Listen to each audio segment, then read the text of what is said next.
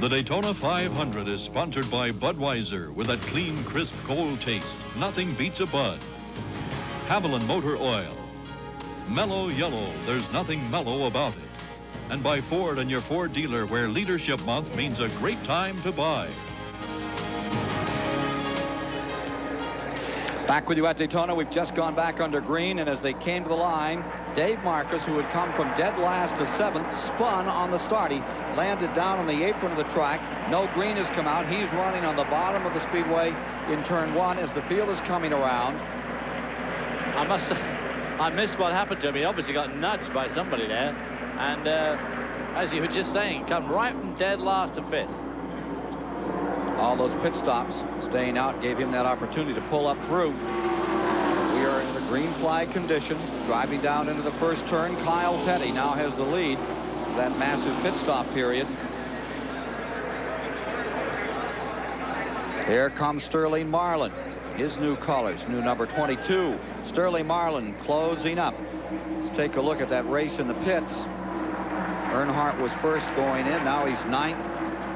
Kyle just swapping the spot, and here comes Sterling Marlin on a charge. Now those cars didn't pit during this caution, so that's the reason Earnhardt came. He made a good pit stop, but he came out behind the cars that did not pit.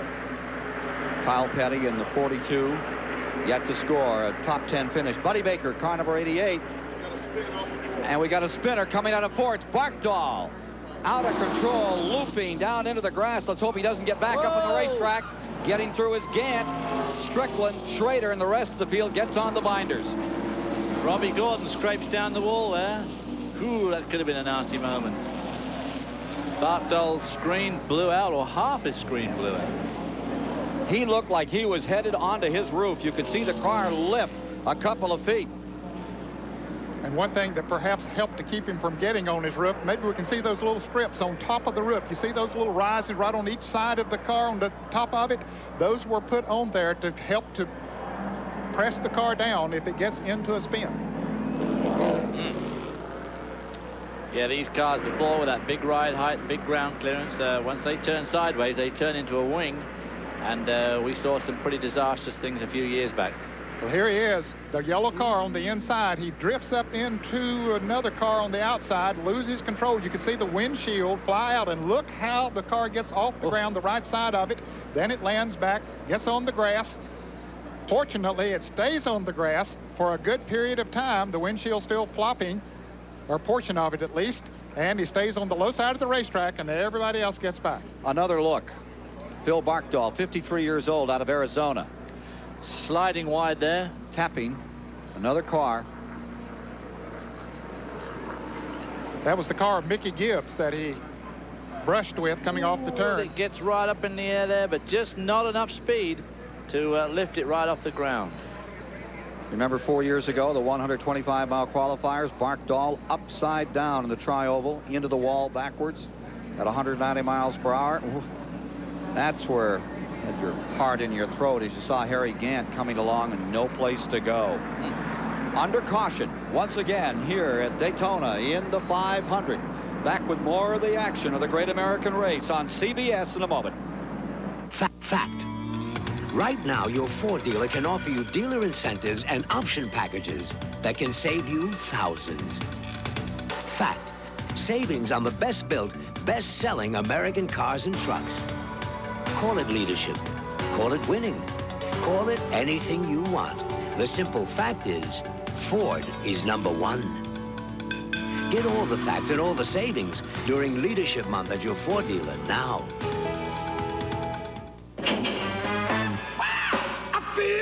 Time to go, boys. You've been in there long enough. Hey, we're not even tired. I feel good. So I've checked the mileage and it's... Hey, we're the auto lights. We're guaranteed.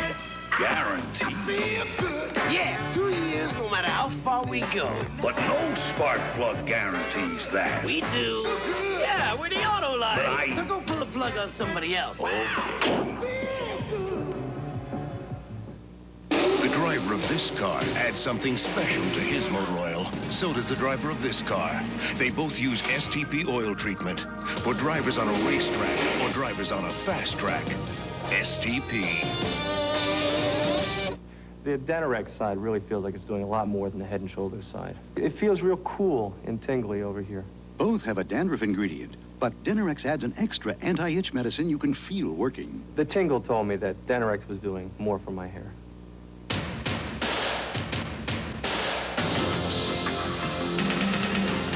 Born of the finest natural ingredients, then brewed and aged with extra care for that clean, crisp, cold taste. The taste only Budweiser can deliver. Nothing beats a Budweiser. The king of beers. Nothing beats a Bud. Relive the great years of the Great American Race in this new CBS Sports home video. To order by credit card, call 1-800-999-VIDEO. Daytona, drama, danger, dedication. Includes this year's 500, and it's only $19.98 plus $3 shipping and handling. Under caution for the 4th time today, standings after 38 of 200 laps in the 500 go like this. Sterling Marlin out of Tennessee, driving for Junior Johnson, is in the lead. Second, Kyle Petty. Maintaining the 3rd position is Ernie Irvin, and we understand there may be some problems on the 4 car now. In the 4th position is Rick Mast with his Jackson Brothers mount, and then in the 5th position, Morgan Shepherd for Bud Moore. Here's Dave Despain. Wrong place, wrong time for Kenny Schrader. When Barkdahl spun, the windshield popped out of the car and popped right into the front of the 25 car. The damage that you see across the front end is from the impact of the windshield, and Kenny Schrader's going to be a while getting that fixed. They have punctured the radiator. Let's go to Mike Joy. Here's the center section from Mark Martin's rear end. This input shaft is supposed to be attached to a yoke which attaches it to the drive shaft, and the shaft sheared clean off. They have a new center section in, and Mark Martin's back on the track. The side of the brake is good news. If it had broken internally, there'd likely be trash or chips circulating around in the rear end fluid and cooler, which could cause another failure. This problem should never have happened in the first place and probably will not recur. Mike, as many years as I've been around auto racing, it's been more than 30, I have never seen that happen. I've seen other things in the rear gearing go wrong, but I've never seen that happen.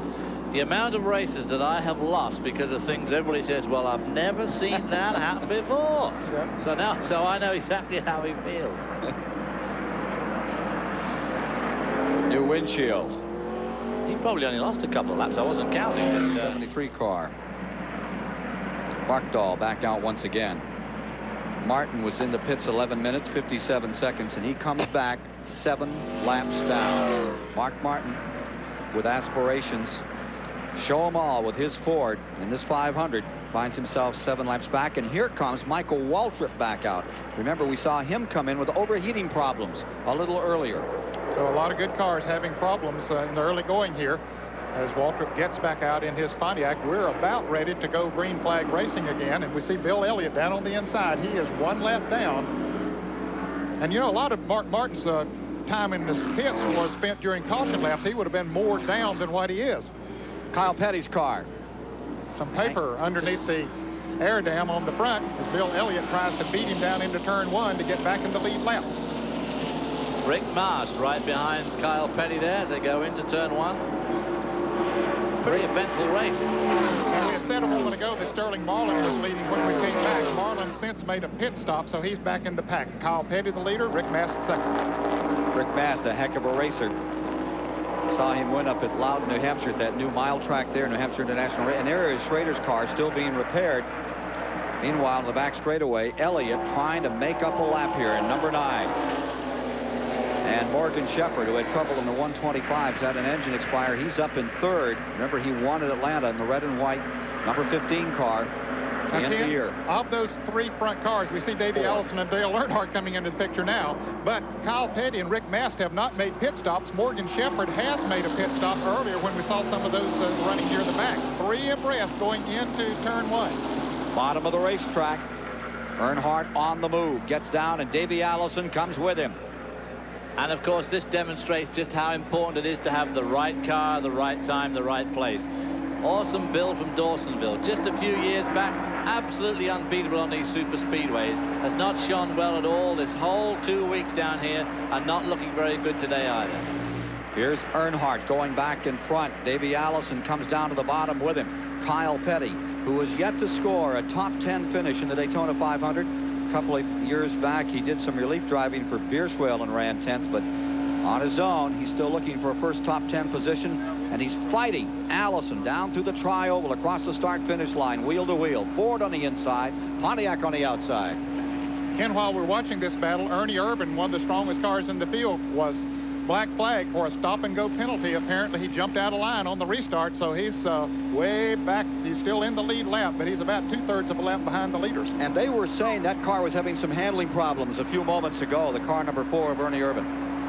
Now Ernie Irvan, of course, is stuck absolutely on his own, way out of any chance of a draft, and these guys are probably going to eat that half lap up. Black flag being flown for somebody. Oh, Mike Waltrip going too slowly down the inside of the track. Coming out of turn number 4. You'll see Michael Waltrip just a moment as the leaders go by him as they go into turn 1. 44 laps complete. Earnhardt first, Allison second, Petty third, Mast fourth, Shepard fifth, Rutland 6th, Gant 7th, Labonte in 8th, Hut Strickland 9th, Ricky Rudd in 10th, Dale Jarrett 11th. Alan Kowicki is 12th and Jeff Bodine 13th. Let's go to the pits and Dave Despain. It was almost exactly this moment a year ago when Kenny Schrader pulled this car onto pit road with a blown motor. He'd come from the back of the field to second. Kenny, what happened out there? Well, you know, we were going on up through there, just kind of picking our way and taking our time this year, and one of those cars spun and windshield went flying through the air, and it landed right in front of us, and I run over it. What have they said about the damage? We hear the radiator is punctured. Are they going to try to get you back out there? Well, we're going to go back out, but it'll just be take a ride. Let's go to Chris Economaki. The day is going to be abbreviated for Kenny Schrader. Okay, I'm here with Sammy Schwindel, who has a big following among sprint car fans throughout these United States. Sammy, you had a double whammy today. What happened the first time, and then what put you out? Well, the first time we just, Robbie Gordon got around me on the outside, and you know, we just got together just a little bit off of turn 2, just enough that it got me sideways, and you know, I was just trying to stay out of everybody's way and get the car back around. What about the last time? Well, I don't know exactly what happened in front of us. Seen some smoke and stuff, and Jimmy Means got the way, but he got on the brakes, and I was a little bit late and was too close to him, and we got together just a little bit, and then Ted Musgrave got in the back of me, and just right in the middle of everything. Sammy, can you compare stock car racing to sprint car racing now? Which is tougher? Well, I don't know. You know, this is probably the most fun I've had racing in a while. You know, I wish I could get back out there and run some more. I was having a blast. Oh, thanks very much, Sammy Schwindel, and back to you, Ken. Thank you very much, Chris. 8 cars running in the lead draft, and right now, that engine pulling the train is Earnhardt, and Davey Allison stays second. They ran in separate 125 milers, so this is the first meeting between the pair. The Chevys in front, Ford's in second, and they're averaging 192 miles an hour in the last lap. That's a pretty quick pace since we're more than 100 miles into the race. If you're just joining us, we've had 4 caution periods, 18 laps under yellow, so no chance of a record in this one. Richard Petty's car giving us these pictures from the STP in-car camera in Richard Petty's number 43. And this gives you an idea of the steepness of that banking and just how much effort he's putting into the car. Disappointed to see that Richard's not wearing those fireproof gloves. 14th position. Here he is pulling up on Dale Jarrett in the number 21. Dale having a good run today in the Wood Brothers car, hanging up there with the lead draft, and Richard right behind him. Into that bumpy turn 3 at about 197, 198 miles an hour probably. Lose a little bit of speed through the corner here, just through scrub.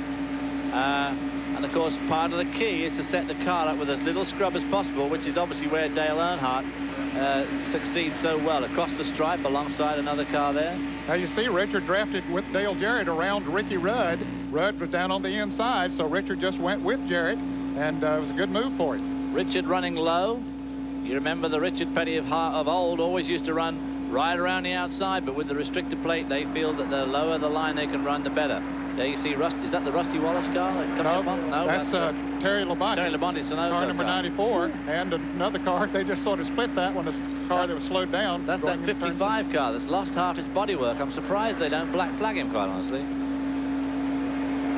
Dale and now then, Ned Dale and Richard Petty here got a nice little duo going. Can they pull up on that lead pack, do you think, together, if they just stay in line like this? Well, I don't know. They've lost the lead draft when they were running side by side with Ricky Rudd and the car number 94 of Terry Labonte. So you can see a good bit of space up in front of Dale Jarrett there. It'd be interesting to see. I think if Richard stays right on his bumper, they might be able to do that. Might be able to draft up to them. That'll help them both a lot, of course, wouldn't it? Yes, it would. And the two cars behind them now are running side by side. That should let them pull away from them. Richard Petty, an absolute master at drafting. In fact, he's the guy that was given credit for mastering the draft in the early going when this Daytona International Speedway was built. Dale Jarrett's in 11th. Richard Petty is in 12th as they move through the field. Chewing on that towel, Richard, as he has for all the years he's been here. This is his 31st 500. Wearing his new full-face Bell helmet there, which I'm glad to see. I wish more of these drivers wore the full-face helmets, because in the unfortunate event of an impact, it does protect the bottom half of your face. In fact, it protects all of your face.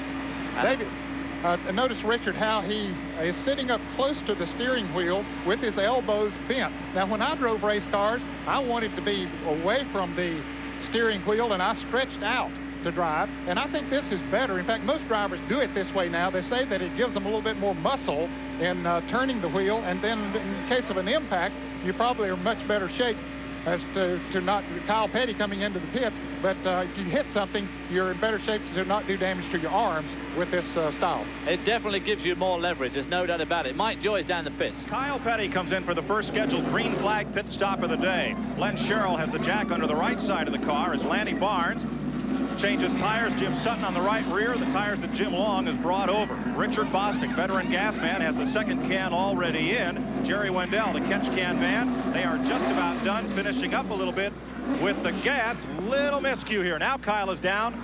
Dalton. 19 and he's away. Kyle Petty was running fourth and now rejoins the race almost a lap down. More from Daytona International Speedway and the Daytona 500 right after these messages.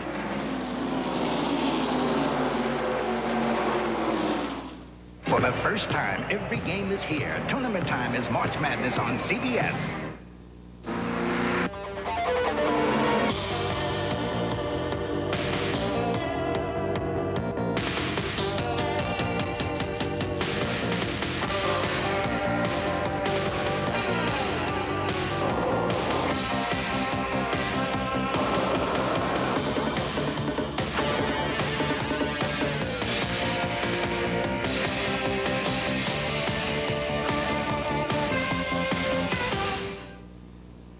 This is a brand new car. Put in a leading motor oil. This is an identical new car. Put in Mobil 1 and drive. Under extreme conditions, temperatures in your engine can reach 570 degrees. Of course, Mobil 1 costs more, but then look at what can happen to conventional oil. Mobil 1, isn't your car worth the extra protection? The all-time Indy 500 winner just changed his oil. Mobil 1 welcomes Roger Penske to the team. Mellow Yellow comes in 12 ounces, 16 ounces, 2 liters, and now 5.9 liters, 650 horsepower. Looks like we're running on the right fuel. Kyle Petty and the Mellow Yellow Racing Team. There's nothing mellow about it. Only one antiperspirant in the world helps keep you so dry with the cool, clean scent of Old Spice. Only one deodorant in the world has so many odor-fighting ingredients with the cool, clean scent of Old Spice. There's only one Old Spice. One use of STP Fuel Injector Cleaner helps remove clogging deposits. And that should be of passing interest to a lot of drivers. STP Fuel Injector Cleaner. Wednesday on CBS. Which of your favorite country stars will walk away with the Grammy? Join Randy Travis, the Judds, and more when Gary Shandling hosts the Grammys. Let's take a look at the leaderboard after 48 laps. Earnhardt was then leading, Allison second, Mast third, Kyle Petty in fourth, Morgan Shepherd was fifth. Further back in the field, Joe Ruttman sustaining 6th, Harry Gant 7th, and Alan Kowicki have rolled up from 17th into 8th, where he is now. Hut Strickland in 9th and Terry Labonte in 10th. Further back in the field, it was Dale Jarrett 11th, Ricky Rudd, Richard Petty, Jeff Bodine, and Bobby Hillen rounding out the top 15.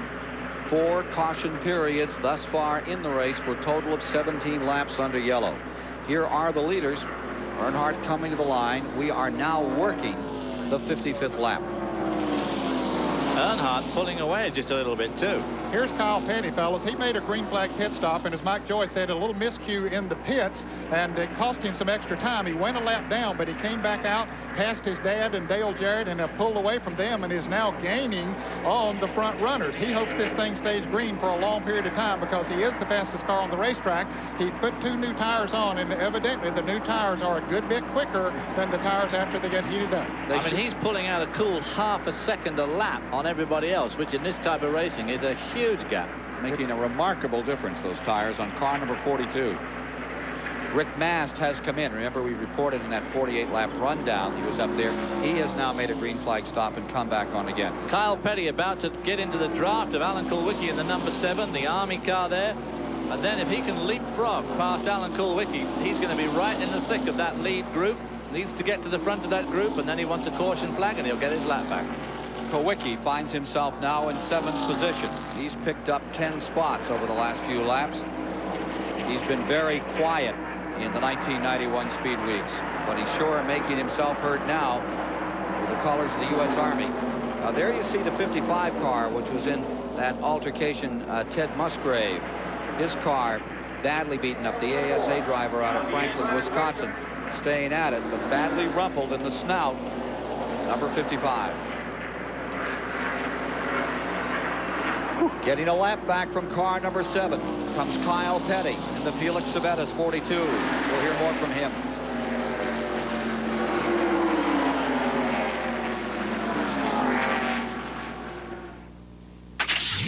In today's higher revving and hotter running engines, wear is a greater problem than ever before.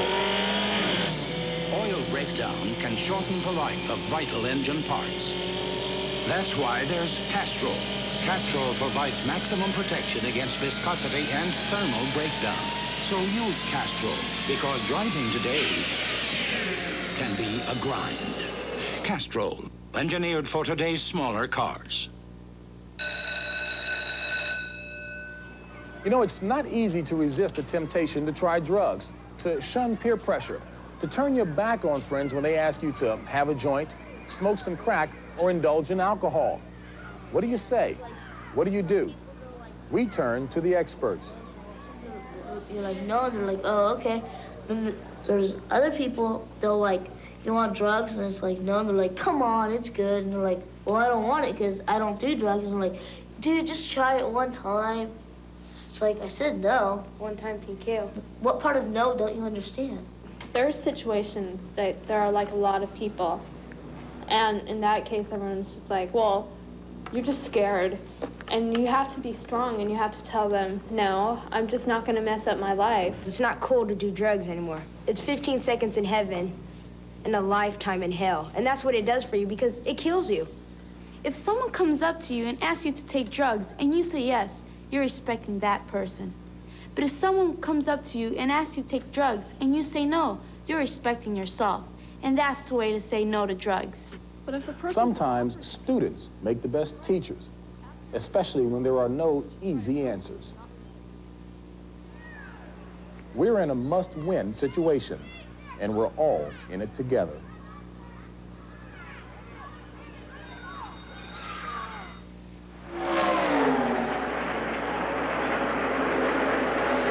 After 58 of 200 laps, Dale Earnhardt seeking his first Daytona 500 win is out in front in our live CBS coverage. Davey Allison is in second, Joe Ruttman third, Morgan Shepherd fourth, Hut Strickland fifth. But the bigger story is Kyle Petty's number 42, which has just moved around Hut Strickland and is the quickest car on the track. And I would ask my mates up here in the booth, David Hobbs and Ned Jarrett, think that those tires will stand up long enough to carry him by those leaders as we watch car number 25 in again, running several laps down. Ken Schrader with the nose of that car torn up. Well, they did a lot of work on the right front of that car. And to answer your question about Kyle Petty, yeah, I think those tires will help him to move. He's moving around Davey Allison now, so I think that he'll be able to pass Earnhardt. Then if a caution comes out, he's right back in the thick of this thing. Around Allison for third, closing on second place, Joe Ruttman in the number 75. Davey Allison's look at Kyle Petty as he brings the Felix Sabetta's car up through the field. And what a run that Joe Ruttman in second spot there is having today. I mean, up from 14th. As we heard, waiting on tables last year, running right behind Dale Earnhardt down the back straight now. How long's Kyle Petty's tire advantage going to last? That's the thing. Of course, these other guys now have done a lot of mileage on their tires. Yeah, I think maybe they're good for 20 laps or so to have somewhat of an advantage, although he has already used up a good portion of that now, but he has caught the fastest cars. Will that advantage carry him past them? Here's Dave Marcus coming into the pits. Well, he did not come into the pits. He just went down on the inside of the racetrack and riding the Coast Guard Chevrolet on around. 63 laps complete. Jeff Bodine giving us these pictures from car number 11. Junior Johnson Ford. Jeff is sort of out running by himself. He's passing the car number 23 of Eddie Beerswall. But Jeff had lost the draft of the front-running cars. So he's just sort of drafting anything he can come up on. And is running outside the top 20 at this time. Unusual place for the 86 winner of this event. Going past Dave Marcus on the inside, going very slowly down the inside. So you see him down into turn number 3. Watch him as he comes out of there and rides right up to the wall. Now here comes Kyle Petty as they battle up in front. We're watching Joe Ruttman go for the lead. Yeah, Kyle Petty helped him take the lead. He got right on his back bumper and Kyle Petty pushed Joe Ruttman into the lead. Now all he's going to do is follow him through himself. Yeah. And then hope for a caution. Well, Joe Ruttman might have been a waiter a year ago, but clearing the table out there right now is Joe Ruttman. He hasn't led a Daytona 500 since 1983. He had 57 laps to his credit back then and came home in 4th position. Here comes Kyle on the 42. And you see how the new tires there are doing it to him. Stayed so low as they come into the tri-oval. Dale Earnhardt, of course, not giving up without a struggle. Earnhardt right behind the leader, Joe Ruttman, and down on the inside. Little pinch here. So Kyle would have got boxed in there just slightly. Kyle had that incredible victory at Rockingham where he dominated last year. Next 2 races on the Winston Cup Tour. Off to Richmond, Virginia next week. Then on to Rockingham following week. 29 races this year. Over $20 million up for grabs. Chris Economaki? Well, we've been looking at these inter-service cars. The service machines aren't having the best day. Buddy Baker in the U.S. Marines Pontiac number 88 is out of it with mechanical trouble. Greg Sachs in the U.S. Navy Chevy is out in a crash. Mickey Gibbs in the U.S. Air Force Pontiac is out there running but way down. And Dave Marcus is limping around in the Coast Guard Chevrolet. The best of the service cars is that of Alan Kowicki, who's running in the top 10. He's got his rooters in Saudi Arabia.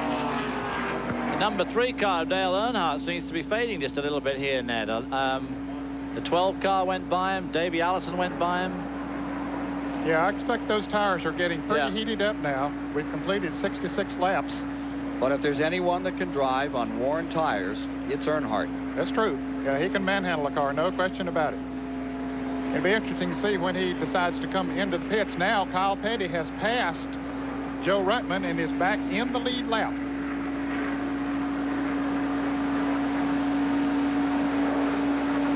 At this point, Kyle Petty looking for a caution. Give him something to make up that distance from the leader, Joe Ruttman. Earnhardt definitely going higher and higher up on the banking here. Normally, he's been running right around the bottom, and he goes high enough there to get out of that draft of those cars in front, although as he gets onto the back straight, he soon slips back into it. They say that car is pushing out there. That's the report from down on pit road. Well, that means that it would ride high in the turns. That means that the back end is sticking too tight when he goes into the turns. The front wheels just won't cut the way that he wants them to, and so it rides high in the turns. Right front fender going just like an arrow toward that outside. Oh. Whoa! Trouble for just one. Car spinning directly in front of Earnhardt. It's Strickland. Strickland once, twice, 3 times around. Starting to come back up on the track. He's trying to hold it down. Kulwicki gets through.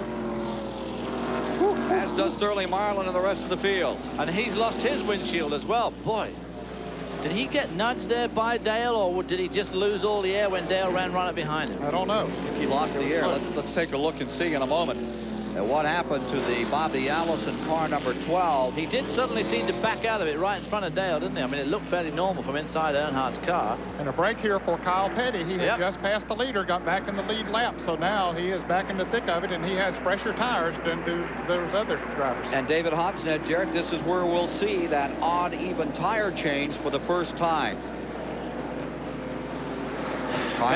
Petty, of course, got his lap back, so he's on the back end of the lead lap, or he's right in the thick of it again. The pits are now closed, so no one can do any tire changing. Again, here's what happened.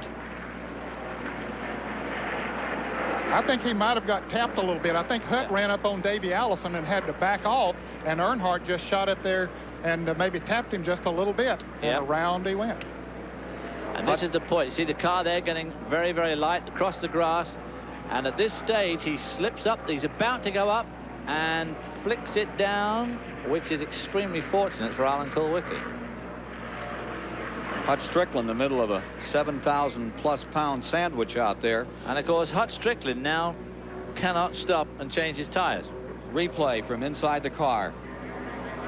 Yeah, there's no doubt about it. Hut Strickland came out of the gas just a little bit, and Dale didn't. Only just nudged him. There you see the rear view mirror.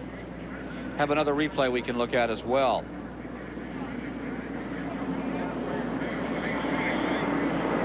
I think Ned had it right on the nickel. Caught up 28. Davey came out. He caught him up. And Earnhardt just taps the back end of number 12. Of course, what happens when they spin, the air goes into the car on the rotation and pressurizes the inside of the car, and of course one of the things that happens is it pops the windscreen out from the inside, which is a whole lot better than building up some more wind in there and lifting the car off the like road, they used to on the back straightaway. Well, there you see Hut Strickland's team waiting for that car to come around. Now the where is it? Pit should be open this time around.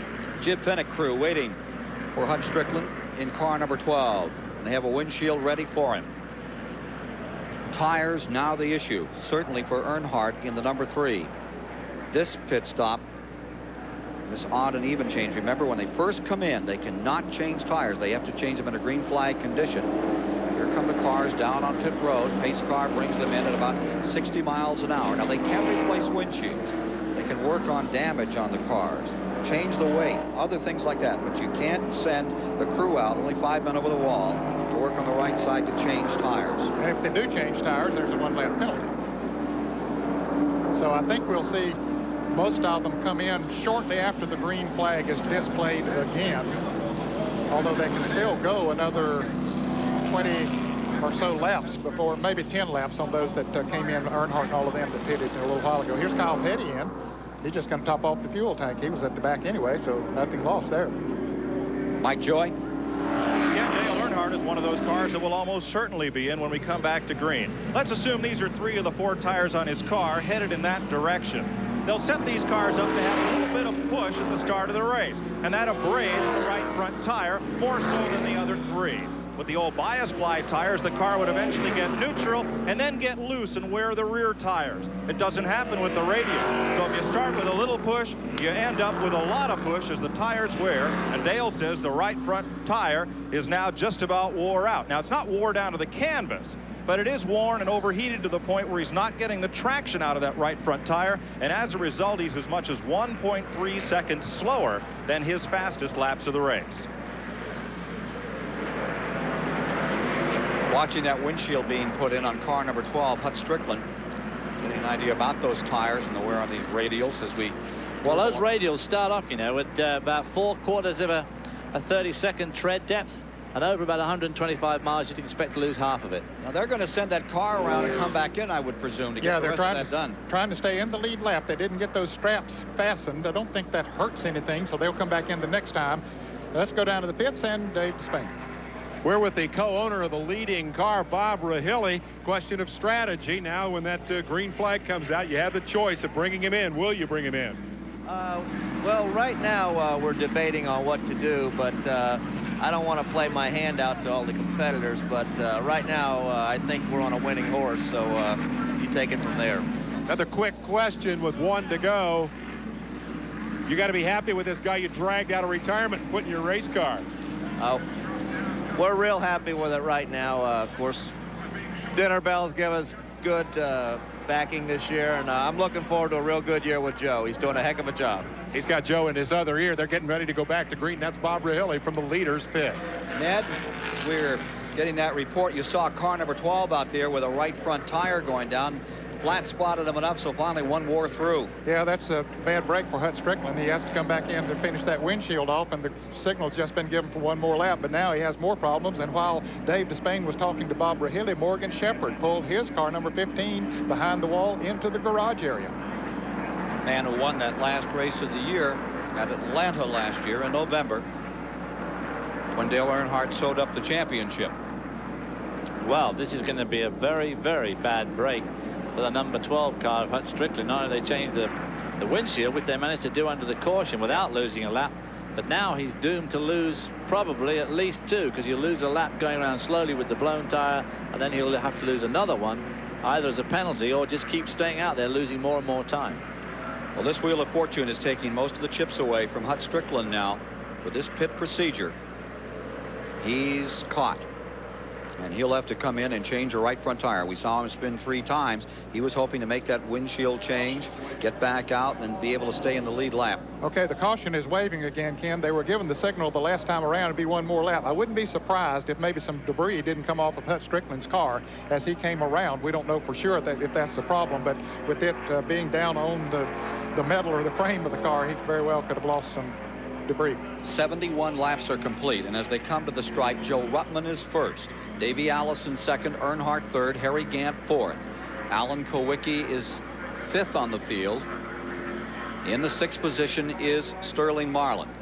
In 7th, Bobby Hillin Jr. showing up for the first time. Then in 8th is Darrell Waltrip, followed by Derek Cope, last year's winner, showing up here in the top 10. Here's Dave Despain. 4 tire change has been completed on Hut Strickland's car. They are still working on the windshield. Now, they will probably incur the 1-lap penalty right here. The rule says that if you make your tire change and it costs you a lap anyway, in other words, if you're in the pits long enough that the penalty would be self-inflicted, that doesn't make any difference. They're still going to stop you for another full lap after the work has been completed. This is the windshield that will go in replacement of the broken windshield for Hut Strickland. Actually, I believe that is going to be the 2nd windshield. They're going to re-change that windshield, but they will not be able to do that.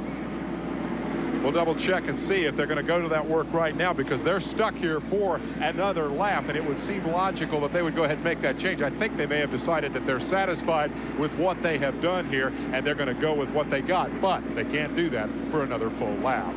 Jimmy Finnig is the crew chief, and let's see if we can get Jimmy over here. He's going to be tied up for a minute. We'll get back to this, guys. Let's go to Chris Economaki. Well, Harry Gant, they were worried in his pit this morning about the car. When they're taking the car off the transporter, they're taking it away. The left front fender was damaged coming off the truck. It scuffed the decals off of it, and they had a little bit of straightening, and they felt that all the time they spent in the wind tunnel with that car, this would have upset it, but it doesn't seem to. He's up there in 4th place in that green number 33. There's a lot of them, Chris, that the wind tunnel testing won't amount to too much on. They've been battered and bruised with thus far 5 caution periods in this event. Several cars that we just saw Rick Wilson's car come out all taped up. Left front panel completely gone. He's 52 laps down, Ken, so Rick Wilson just out there now trying to ride out some laps and get a few points. Here's Ricky Rudd into the pits, getting fuel. They're looking at the tires. Oh, he has been on those tires for quite a while. Oh, he gets the tank of fuel and heads on back into the action. So apparently he's going to stay out there a while on this. Now there you see the number 27 car being driven by Bobby Hill, and that car wasn't even around until Thursday. They entered it at the last possible moment. That's the Moroso Memorial car that Dick Moroso brought in memory of his son, Robbie. And Bobby Hillen has done a good job with it. He's come from 36 to 7th as we get set to go. And there you see the 73 car back out here once again. Phil Barkdahl, who had that wild ride a few moments ago. Now, here's Dave Despain. Of the multiple problems confronting Hut Strickland, this one may be the one that will ultimately be the biggest problem. The green puddle out there on pit road. And let's ask Jimmy Finnick. They have now completed the tire change. They have replaced the windshield. Jimmy, what's that we see out there on pit road, and how big a problem is it? Oh, that's just a little bit of water. The big thing is the windshield we put in there's got a little crack in it, so we'll just have to wait and see what happens. You elected not to change it again, even though you were stuck in here for the penalty. Did you figure you didn't have time? I figured we didn't have time, and then there was no sense going 2 laps down. So they cut their losses and got back out there with a crack in the windshield. That's the story on Hut Strickland's car as we get ready to go green once again. And as they come to the line, Joe Ruttman is up in front. He has never won a Winston Cup race. There you see the sign on the 5 car up. Yeah, apparently he got above the white line going out, so he'll be in for a stop-and-go penalty, maybe. But the 5 car of Ricky Rudd is subject for a black flag the next time around. Joe Ruttman, whose elder brother won the Indianapolis 500 back in 1953. Joe Ruttman, who has never won in Winston Cup racing, had 3 second places, leading the Daytona 500 and being challenged. Here comes Davey Allison. Allison going down on the inside.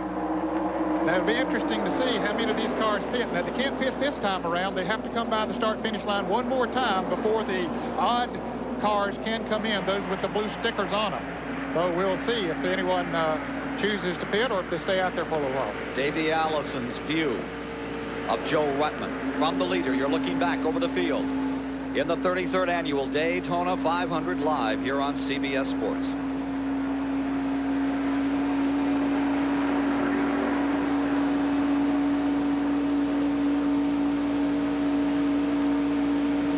Turn 1. Joe Ruttman's car looking as if it can hold a fairly tight line there, Ned. Yeah, even with hot tires on it, worn tires. He's holding down to the inside very good. In fact, both of them. So they may elect not to make a pit stop, although they're going to have to change these tires sooner or later. And it's just a bit of a lottery as to when you do it. Sparks coming from underneath that car. Hits a little bump down on the inside, sort of bottoms out for him. Into turn 4 again. You get an idea of the banking there. Again, he's holding a good tight line. Coming by to complete 76 Whoa, laps. and there's a trouble. Turn 4. That is Bodine in trouble. They came down through. I think someone was thinking about ducking in as they came out of that fourth turn. Luckily for Jeff Bodine, this is a blue pit stop lap, and so he can legitimately stop now and change the tire. And it's also a break for last year's Daytona 500 winner. Derek Cope had already committed himself to come down pit road. That happened behind him. He can go ahead and change 4 tires and without any kind of a penalty. Riding with Bodine after that wild spin. Here he comes in. He can change tires. He is now on pit road after that wild ride out of 4. They are coming back to the line, and as they do, Davey Allison is in first. In the car number 28, Joe Ruttman is in second place. Hut Strickland's number 12 trying to make ground on the inside. See him just driving underneath. Now he could have done with leading that group across the line, couldn't he, with his new tires, because that, of course, would have got his lap back. But it was not to be. View from Bodine, car number 11 on pit road after a wild spin. Look at it again. Not quite sure what happened here. There's a white car just sort of slid up into him. And then I think that's Jimmy Sauter, isn't it? Isn't that 89? That's Sauter on the inside. It's another car on the outside. And Sauter just slid into his pits and that left rear wheel taking on tires. Is that the tire just coming right off the rim, or is it the wheel itself? Look. Mike Joy. Jeff Bodine badly cut down a left rear tire, Ken, and there's scrape marks, and the aerodynamics are all messed up on the left side of the car. Crew chief Tim Brewer is looking on as They use a real long pry bar to try to pry out the rim. They cannot loosen the lug nuts on that left rear tire because the rim is bent in against them. Jeff has now shut the car off. That's Mike Hill with the pry bar trying to gain himself some leverage. They may have to cut that rim to get to the lug nuts, and stranger things keep happening in this 500. Back upstairs. Frustrating day for Jeff Bodine. We'll be back with more of CBS Sports live coverage of the Daytona 500 after this message and a word from your local station. Sears is the place to run to, because right now, all athletic shoes for men, women, and kids are 20% off. Reebok, Converse, Etonic, Adidas, LA Gear, and more. All 20% off. Sears President's Day sale. Step on it. The driver of this car adds something special to his motor oil. So does the driver of this car. They both use STP oil treatment for drivers on a racetrack or drivers on a fast track. STP.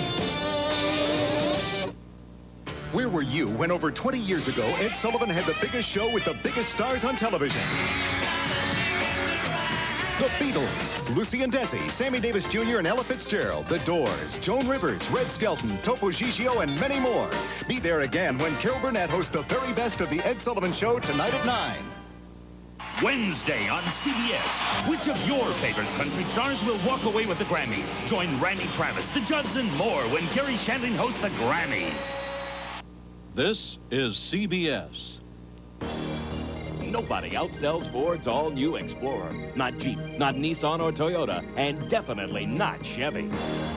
Explorer delivers a smooth ride, huge cargo area, and a full-size spare tire that hides away, out of the way.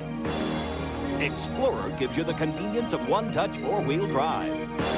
Explorer's been named Four-Wheeler of the Year 2 years running. Fact is, when you build them better, folks buy them. Get all the facts. See your local Ford dealer today. You take me back to that feeling. Today's auto engines are running hotter and putting added strain on hoses. So if you haven't changed your hoses lately, it just makes sense to do it now, before they go. And don't settle for less than Gates hoses from CarQuest Auto Parts stores. Gates, the world's most trusted name in belts and hoses. And CarQuest keeps us rolling down the road. Watch Jeopardy weeknights at 7:30 on WTOC.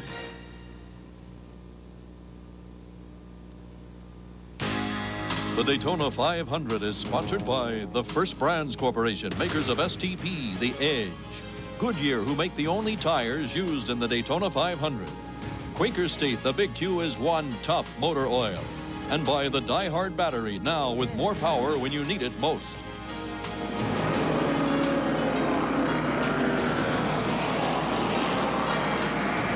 Coming up on 200 miles, looking back at the beginning of the race, there have been 3 surprises. 1, so many yellow flags. 2, the performance of Joe Ruttman unheralded. And thirdly, the fact that the pit stop rules have not borne one way or another on the competition. It was as expected early. Dale Earnhardt and Davey Allison setting the pace. At 200 miles gone, 300 to go. 21 laps to that halfway mark and the $10,000 bonus for leading at halfway. Gentlemen, your thoughts on what we've seen thus far? Well, I think one reason we have seen as many cautions as we have is the fact that they're having to run these tires longer than they have in the past. Those tires are hot, and the cars slide around a little bit more on the racetrack, and as a result, we've seen some cars get into others and cause cautions. And Kyle Petty just spent quite a bit of time there in the pits, so not quite. They were fiddling around with the front end of the car. He may have run over some debris or something. Earnhardt's car giving us these pictures, running in 3rd place. Let's look at the leaderboard after 78 laps. Here's how they were running. Up in front, Davey Allison once again with his caution period in the Ford. Then in the 2nd position, car number 75, the Oldsmobile of Joe Ruttman. Going 3rd was Dale Earnhardt Chevrolet. In the 4th position was Sterling Marlin in his Ford. Then in the 5th position was Alan Kowicki in a Ford. Looking further back. Oh, we're going to stop right here because Earnhardt is coming in. Let's see what the story is on Dale Earnhardt. Well, is he coming in, or is he just throwing out a decoy to someone? Let's see. Yeah, I believe he is coming in. Okay. And I'll tell you, just in front of him is the 75 of Ruttman. Ruttman is pitted as well. Mike? Well, Ken, Dale Earnhardt has only gone 45 laps on this tank of fuel. Ordinarily, he should be able to go farther unless they did not get a full load last time, or unless he's not picking it all up. The Goodwrench crew goes to work. A little more cleanup work out there on the front of the car. Danny Myers is the man with the gas can, and Richard Childress is beating down the rear spoiler. Well, now he's going to beat it up a little bit. It's got to be 25 degrees from horizontal minimum, but he's trying to make a minute adjustment with his fist on the handling of that car. He's full of gas and back out. Mike, we wonder if, since he did come in and take on the fuel, we know that his tires are getting worn. Now, they can change 2 tires a lot quicker than they can put in fuel. So maybe they decide to come on in, get the fuel, and then come back in a little while and get those tires. No point making work on a pit stop. That's the thing about pit stops. If you try and do too many things at once, there's always the danger, even with a crew like that something can go wrong. So if you've got the chance to do it, and with the luxury of a caution, let's get the fuel in, because sooner or later he is going to have to make one of these green flag stops. 21 cars in the lead lap. Davey Allison sporting first position. Field organizing in the backstretch, ready to go back under green after the 6th caution period of the race, and this before halfway. We hear that number 3, Dale Earnhardt's going to have a stop and go, and Joe Ruttman in the number 75 car. Apparently they went above the white line going out of the pits. That's something you have to be very careful about. This will get their attention. Are they taking this rule just a little bit literally on the caution? Well, now that white line rule has been into effect for several years. And sometimes the drivers just simply forget it when they go out of the pits and they move above that line too quick. And may have thought under the caution, you know. Yeah, nobody would look. Or they would care too much. Yeah. Back to the line. Green flag waving. Davey Allison breaks away. And the 3 and the 75 both scoot in for this quick stop. Mike Joy? It is a stop and go for blending up above the line. Ned, you're right. Dale just wanted fuel to ensure himself being able to go further once they got back to green flag racing. But I am surprised when they have to come in and get tires, you can fuel the car in just about the same amount of time. Here's Dave.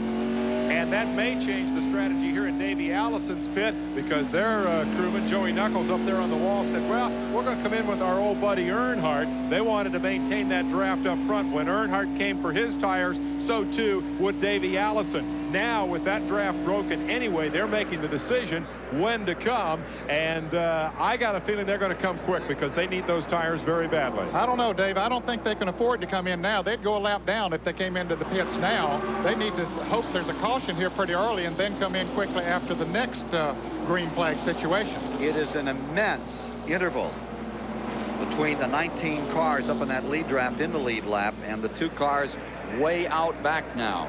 Here you see the leaders with Davey Allison first, Sterling Marlin second, and Alan Kowicki third. Number 11 back on pit road, running well down now. And Ken, he came into the pits while the pits were actually closed. So. Well, now, of course, Dale Earnhardt and Joey Ruttman have really got to get their act together now and just hunker down and just pull back as much as they can in a dual draft to catch up with that lead group. Okay, the Blues can come into the pits now. We see Harry Gant and Dale Jarrett coming into the pits, and they were both designated as odd numbered car, not odd numbered cars, but those 2 happen to be that way. But anyway, they are wearing the blue. There you see Jeff Bodine, and there's Dale Jarrett, and then down farther pit road is Harry Gant. Both of them taking on right side tires and a tank of fuel. They're going to have to hurry to stay in the lead lap. There you see those leaders with Davey Allison's Ford up in front. Sterling Marlin in the 2nd spot. Alan Kowicki's number 7 reported in 30 of some lap cars in between. Dave Despain. And here in Davey Allison's pit, we've seen the first sign of the confusion over this rule. Ned, they do want to get in here. They say they're coming in 4 laps, but they've been frantically looking if we could come around at this chart, which tells them the last time there was a pit stop. They are counting. Now, is it blue? Is it orange? When we can come in, And what they have determined is we're going to go 4 laps. That way we know we're okay. But they are saying, at least, they're going to bring Davey in. Now, what they say and what they do, well, we'll wait and see. Dave, I misunderstood. I thought you were talking about Dale Earnhardt. Yeah, Davey, maybe so. He's up front. He could perhaps stay in the lead lap by coming in. I'm sorry, I misunderstood who you were talking about there a moment ago. Lap car behind them, the Mark Martin car, which had put up a stout challenge in the early going. Now here comes Allison dropping to the bottom. Looks like he's on his way for pit road. Davey Allison coming down. And this will put Sterling Marlin in front for the first time today in the 500. Marlin takes the lead. Sterling Marlin, the Junior Johnson car, lap 85. He takes over. With Davey Allison on pit road, here's Dave. It is a right side tire change. That is as expected. This will be the norm in Winston Cup racing. Now there will be a right side chassis adjustment as well. And they were in and out of there in a hurry. 14-3 on the Allison team. They got a quick chassis adjustment on the right, and most critically, they got those right side tires. Dave, they had some strategy. It was planned that Alan Kowicki and Davey Allison would come down pit road together and hopefully get back out together so that they could draft. Well, Allison beat Alan Kowicki out of the pits by a pretty good margin, so now he'll probably be out there by himself with no one to draft with.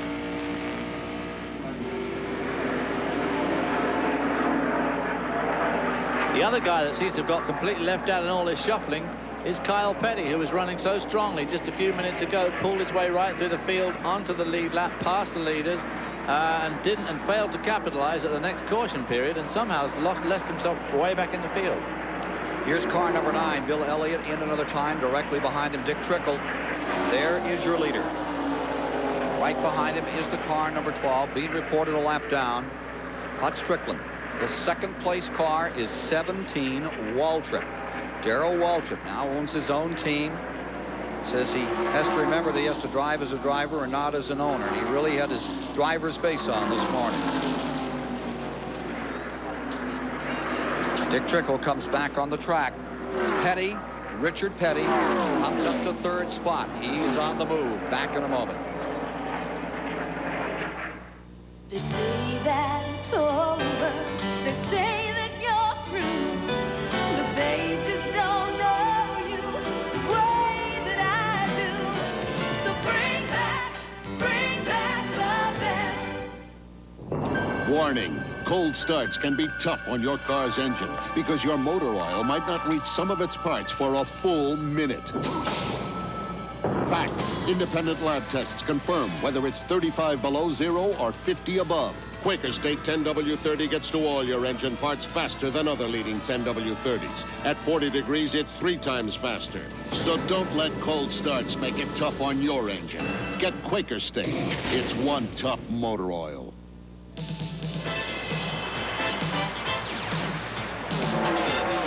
This is where America gets together.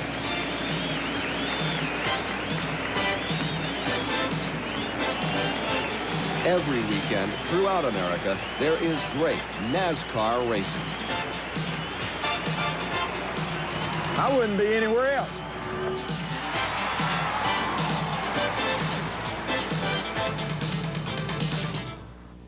Fact.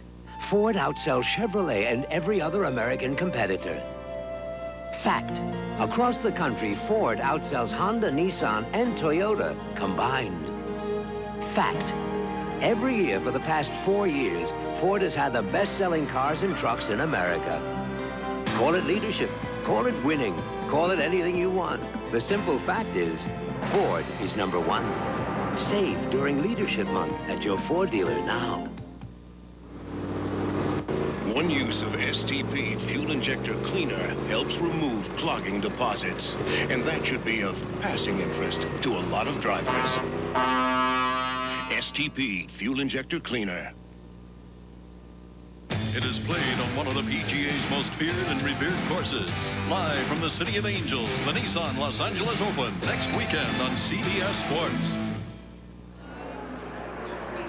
After 88 of 200 laps, here's how they were running. Marlin first, Waltrip second, Petty third, Mast fourth, and Bobby Hamilton, the rookie from Nashville, in fifth. But my, how things can change in just a couple of laps. For now, Sterling Marlin is on pit road. Darrell Waltrip has already pulled onto pit road. And Rick Mast has taken over the lead. Rick Mast in car number 1. 19-second stop here on car number 22 has found himself first place. Car number 12, car that you've seen in your frame some of recent, Hut Strickland, was 3 laps down. Yeah, he was 3 laps down, and then he passed Sterling Marlin while Marlin was leading the race, so that would put him 2 laps down. As we see Dale Earnhardt, they're still in the lead lap, but yet to make a pit stop. And here is the car number 12 of Hut Strickland running right in front of the leader, Rick Mast. Remember that Rick Mast in 1989 finished 6th here in his first Daytona 500 ride for Travis Carter. Gave it a great run around Jimmy Sauter as they go down into turn number 3. It looked like Mast wanted to move on the outside, trying to move on the outside to put him 3 laps down again. Let's go to the pits and Dave Despain. Bill Elliott, once the darling of Daytona, once the king of the super speedways, in for a definitely unscheduled bit of repair. They have replaced a tie rod on the front of this car. Bill Elliott, Bill, where did this problem come from? I have no idea. What do we believe happens? Bill theorized. Bill's getting ready to go back out, as you can obviously tell. Remember when Bill Elliott blew that tire early? Their theory is that when they blew the tire, it tore up the front end and ultimately led to the broken tie rod. They have replaced that now. They're sending him back out. Let's go to Mike Joy. Dave, there was good reason for Dale Earnhardt's pit stop under caution. Let's assume my notebook is the fuel cell. The fuel pickup is down here in the right rear corner, so that when the car goes up into the banking, the force sends the fuel to the pickup in the right rear corner. Well, under caution, you don't have that cornering force. You're only going 70, so the fuel goes down to the left rear corner of that fuel cell.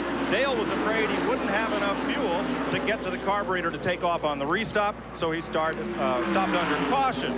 Now, what they're trying to do is find a partner, somebody who is running somewhere near Earnhardt, to come in and get tires at the same time he does, so when he goes back out, he's not trying to push through the wind all by himself. Remember that Dale Earnhardt is being shown back from those leaders. We have him in 7th spot at the present time. Here's Mast in car number 1. He is leading. Jackson Brothers car looking very strong now as we move toward halfway. 93 laps are complete. You see the number 1 there. Now the interval back to the 2nd place car. This Kyle Petty in the right of the screen. The Dick Trickle car, number 66, is a lap down. He made his green flag pit stop and went a lap down. Kyle Petty running in 2nd place. Biggest lead we've seen by anyone today. Rick Mast currently has. That's what green flag pit stops will do for you. It'll scatter the field out. There's Ricky Rudd running car 3rd. 5.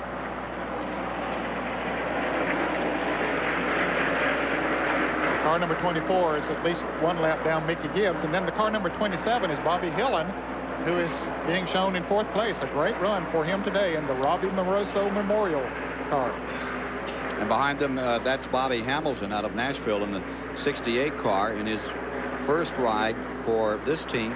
I think he has gone a lap down now after making a pit stop, Ken. He was up there in the top 5, but he has gone a lap down to the leaders. Well, we have a scoring report that showed him up there in that lead lap. That may be incorrect.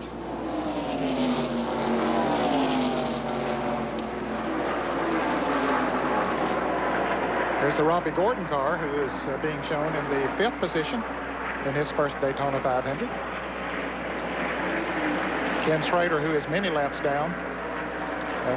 Dale Earnhardt and Troy Ruttman are running just about 20 seconds behind the leaders. There's Eddie Bierschwell's number 23 that may have been involved in that altercation in 4 that sent number 11 spinning. Here's the 94 car, last year's 2nd place finisher. That's Terry Labonte, who currently is running in 6th position.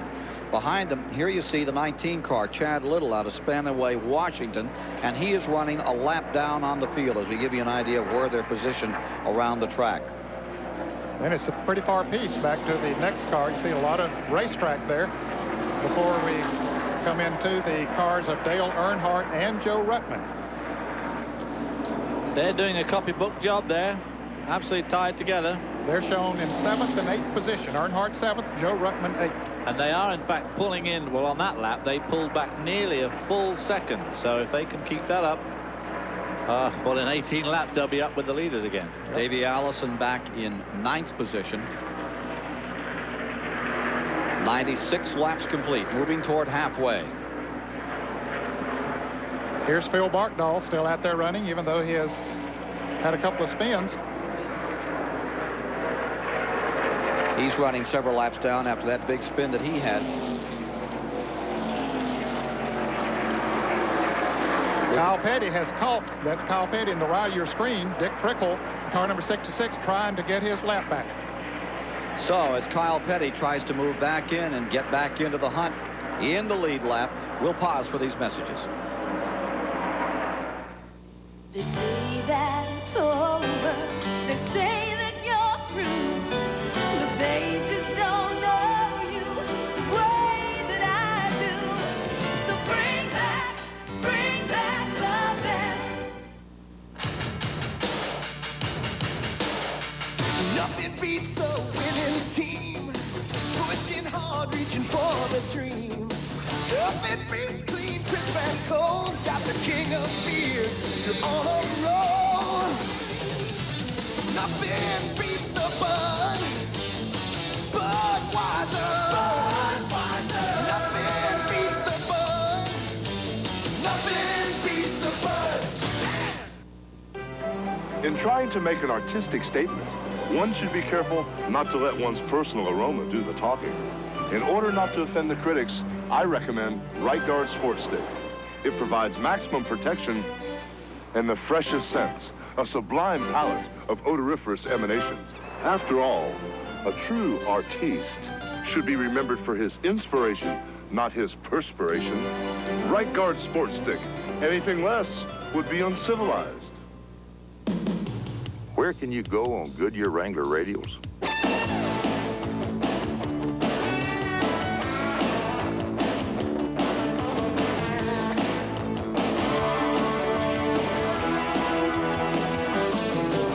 So where can you go on Goodyear Wrangler radials? Just about anywhere you want.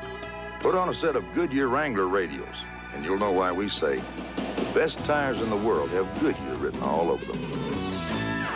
The driver of this car adds something special to his motor oil. So does the driver of this car. They both use STP oil treatment for drivers on a racetrack or drivers on a fast track. STP.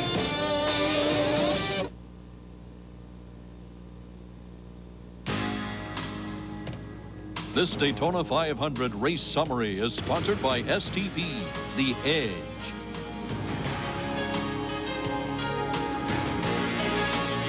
Race summary as we move toward the halfway mark.